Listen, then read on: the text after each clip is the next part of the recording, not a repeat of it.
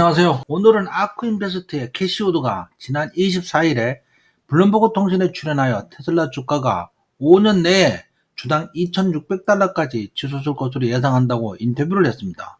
그 외에 놀라운 인사이트를 펼쳤는데요. 지금부터 유명한 투자 전문가인 캐시우드의 최근 인터뷰 내용을 다뤄보겠습니다. 캐시우드는 테슬라와 같은 혁신적인 기업들에 대해 강세 전망으로 잘 알려져 있습니다. 오늘은 그녀가 테슬라에 관련된 주식시장, 로보택시, 그리고 자율주행에 대해 어떻게 분석하고 있는지, 그리고 중국 시장에 대해 그녀의 관점을 소개해드리겠습니다. 먼저 테슬라 주식에 대한 관점에 대해 캐시우드는 테슬라 주식의 하락에 대해 질문을 받았습니다. 테슬라 주식이 50% 하락한 후 많은 사람들이 걱정하고 있지만 캐시우드는 여전히 테슬라의 미래를 긍정적으로 보고 있습니다.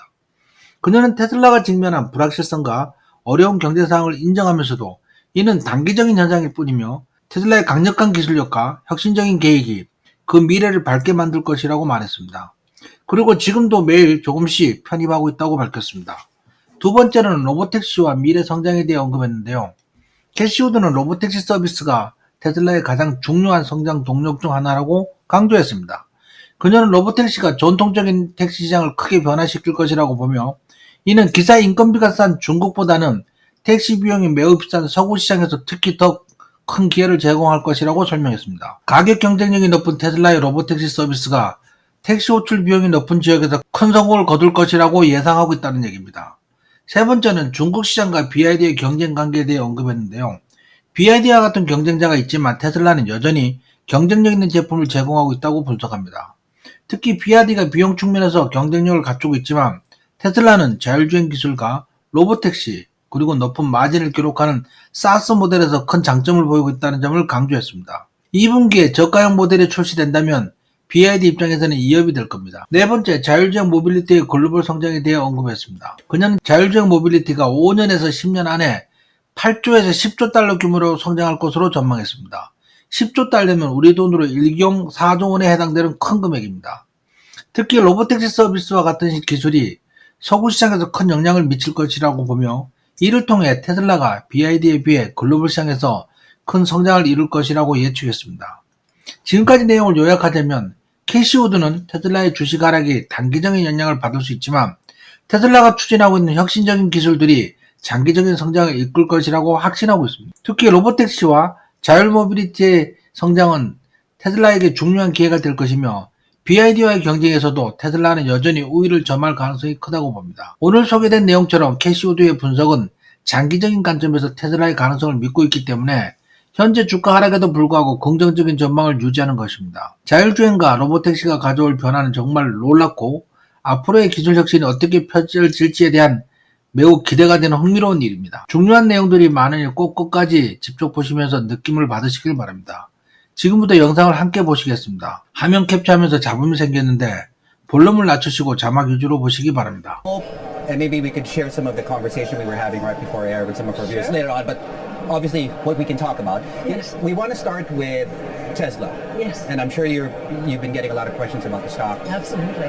Down 50%, it's recovered nicely this week.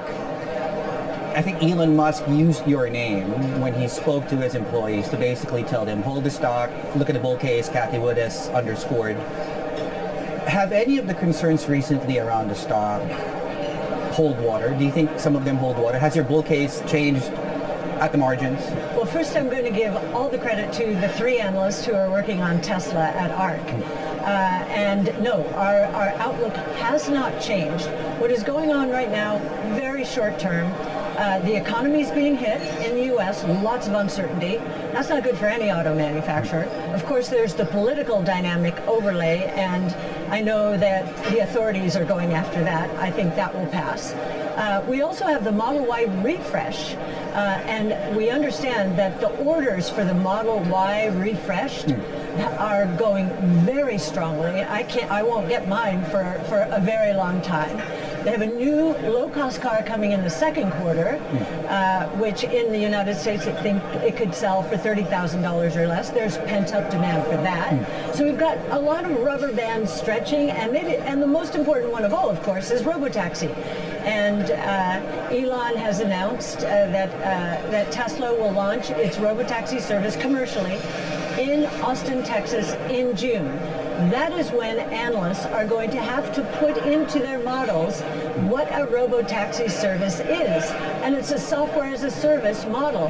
Right. Very high margin, 80% plus for platform companies, whereas the electric vehicle is 15, 20, 25% gross margin. So we think that Robotaxis will account for 90% of the value of the company in 5 years.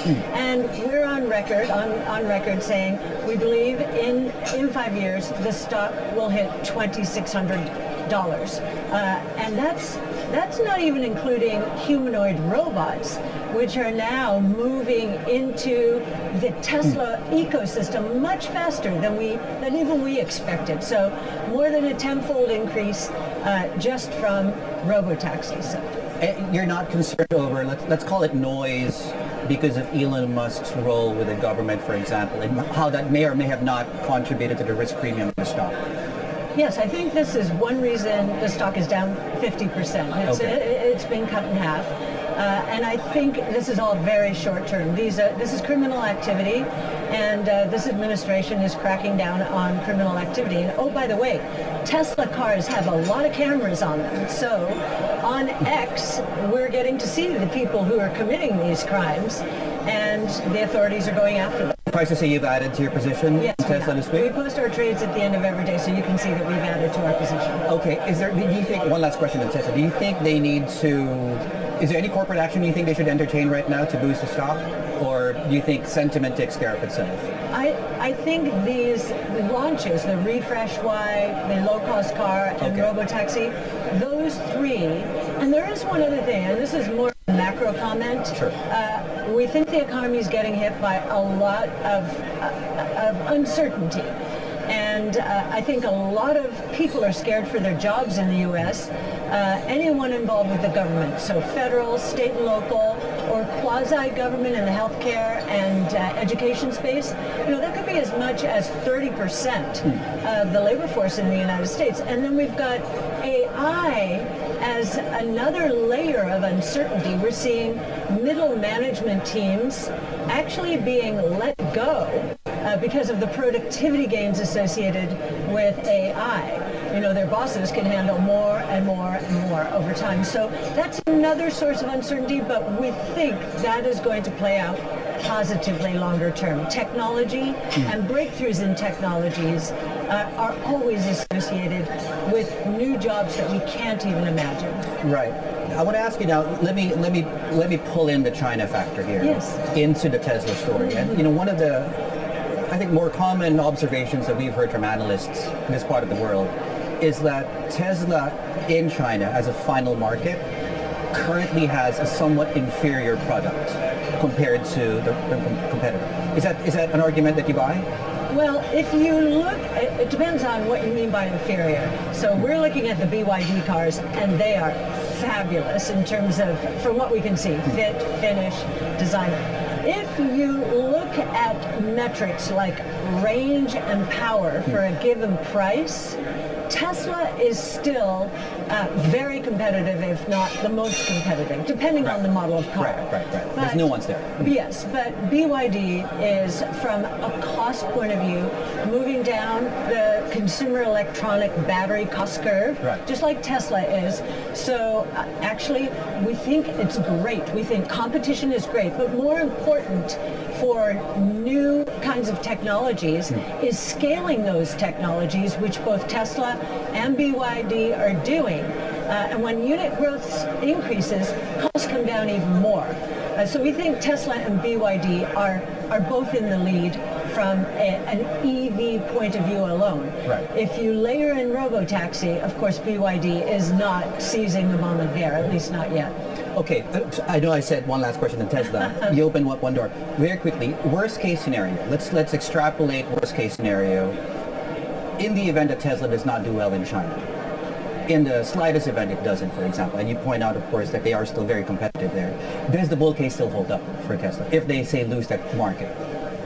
We do believe that China is very important to Tesla, and I actually think that Elon Musk and May Musk, his mother, are sort of ambassadors for the United States. May Musk is a big star in China. Yes, and rightly so. But to answer your question directly, if China were to fail, that would be a short-term hit to the stock. Would it take us away from $2,600? No, because the Robotaxi story is much more a function of the Western world, where ride-hailing costs are so much higher than they are in China. We know in Wuhan, for example, Baidu's Apollo, is facing human taxi drivers that, or taxis that cost 35 cents per mile. That in the U.S., it's $2 to $4 per mile. So that's why we think the Robotaxi opportunity is so much bigger outside of China. You mentioned Baidu. You guys are nibbling. We are. Okay, why? Tell me why.